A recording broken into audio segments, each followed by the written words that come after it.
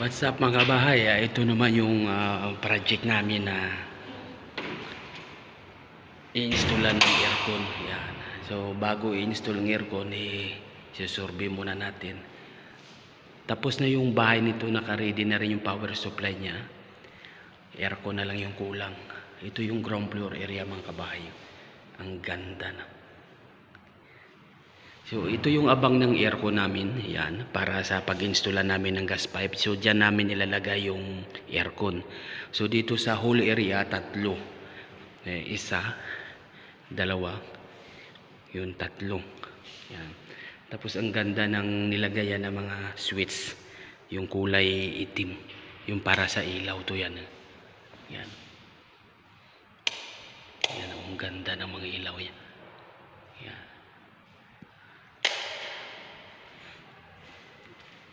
Tapos ito yung mga switch sa aircon. Yan, sa timer, sa ilaw. Yan. Ito yung ground floor area pala mga kabahay. Yan yung, tingnan nyo yung elevator niya mga kabahay. Ang ganda.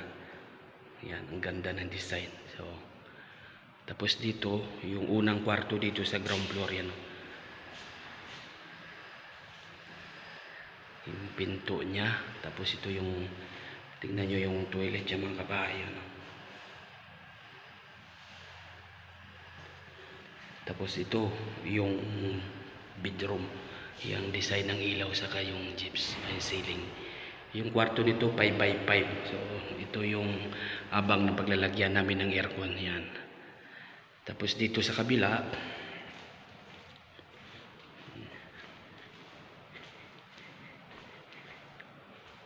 yung gandang. Tapos ito yung visitors area niya mga kabahay, ang laki. Yan. Pare-parehas yung design ng ilaw niya.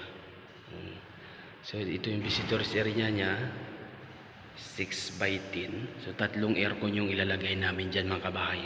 Isa, dalawa, tatlo. Yan. Tapos ito yung kuha niya, yung wash area, wasan saka yung toilet niya. Yan. Tapos may pinto dito papunta sa kitchen. So ito naman yung kitchen niya mga kabahay.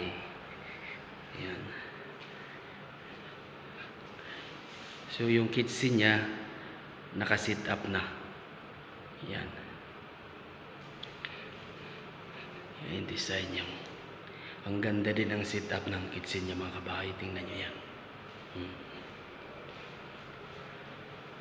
Napakalaki din yung kitchen niya.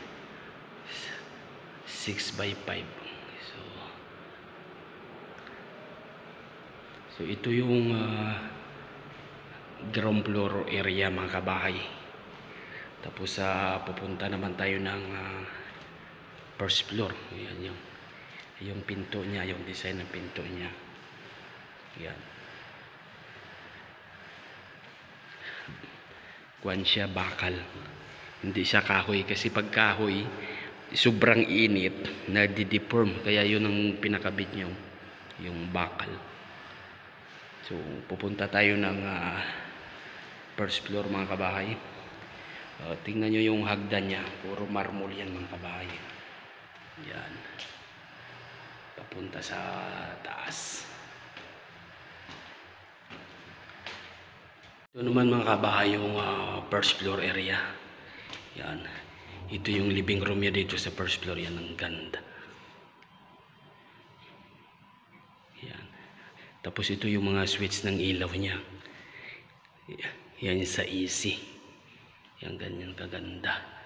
Bali finish na talaga yung bahay na to. Yung aircon na lang yung ilalagay namin kasi may power na rin. So ito yung unang kwarto dito mga kabahay. Ang laki. 6x5 yung kwarto nito mga kabahay. Tapos isang aircon yung ilalagay namin. Yan yung abang. Yan. Tapos ito yung toilet niya. Yung pinto niya, ang ganda din design. Yan. Tapos ito yung pangalawang kwarto.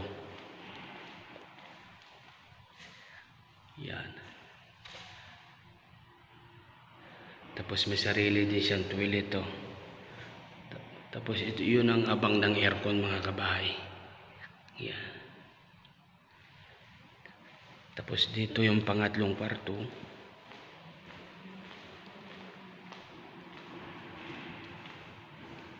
Yan.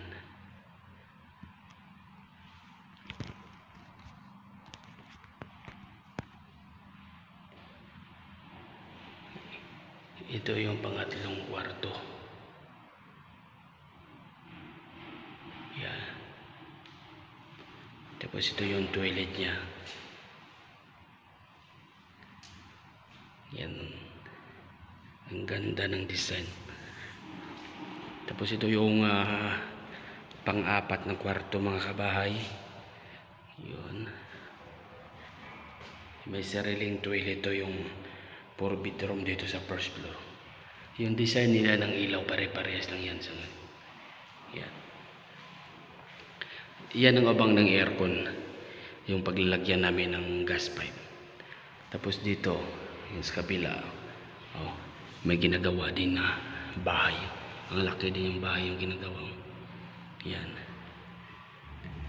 So, ito yung view niya sa first floor mga kabahay. 4 na bedroom siya.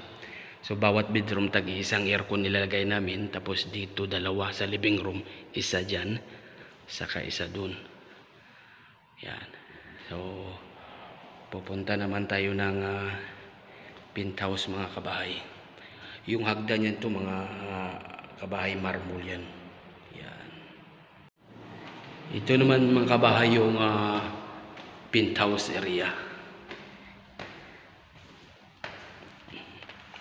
Yan, ito yung whole area. Yan. Yan ang design ng ilaw niya, parehas lang yun lahat. Yan. So, dito sa hall, isang aircon yung ilalagay namin dito, yun ang abang niya. Yan. Tapos yung sa elevator yung. Tapos dito kwarto. Yung toilet. Tapos itong kwarto. So, yung design niya dito, hindi na kailangan ng kortina kasi sa labas hindi ka na makikita dito sa loob. Yung ganda namang isang aircon yung ilalagay namin. Yan yung abang na rin. Tapos dito sa kabila,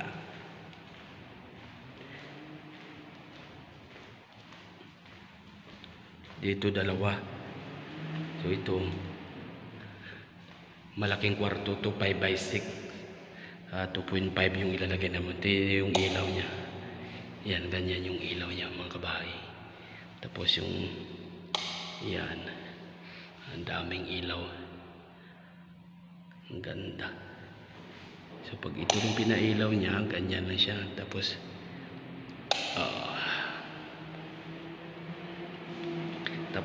ito yung toilet niya sa 2 kwarto. Tapos ito yung pangatlong kwarto mga kabahay. Yan. So isang aircon din yung ilalagay namin dito. Yan na yung abang niya. Tapos ito yung sa labas. Yan. Yung sa harap niya ng ganyan. Mga bahay yung harap. So ito yung kabuang view ng penthouse area mga kabahay.